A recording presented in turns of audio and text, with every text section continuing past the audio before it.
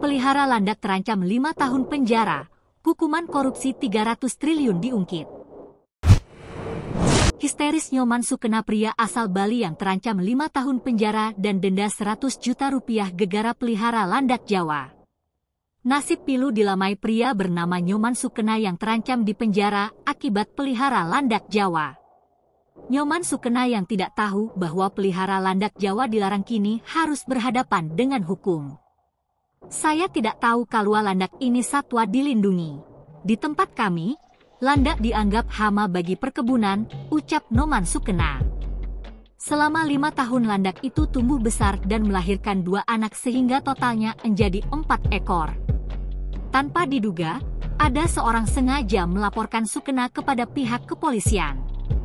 Video Nyoman Sukena menangis saat menjalani sidang pemeriksaan atas kasus pemeliharaan landak Jawa dibagikan oleh akun Instagram Mood Jakarta.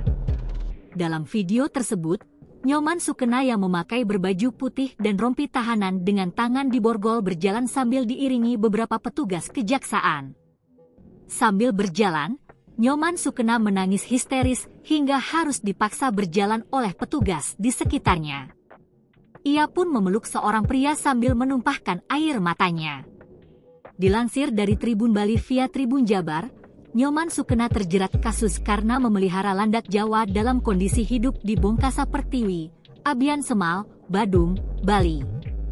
Ia didakwa melanggar Undang-Undang Konservasi Sumber Daya Alam Hayati dan Ekosistemnya.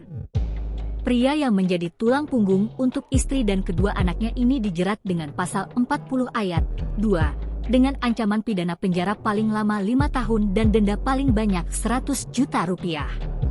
Tim kuasa hukum Nyoman Sukena menuturkan bahwa pihaknya tengah berupaya untuk membebaskan kliennya melalui restoratif justice. Pasalnya, Nyoman Sukena tidak mengetahui bahwa terdapat larangan memelihara landak Jawa.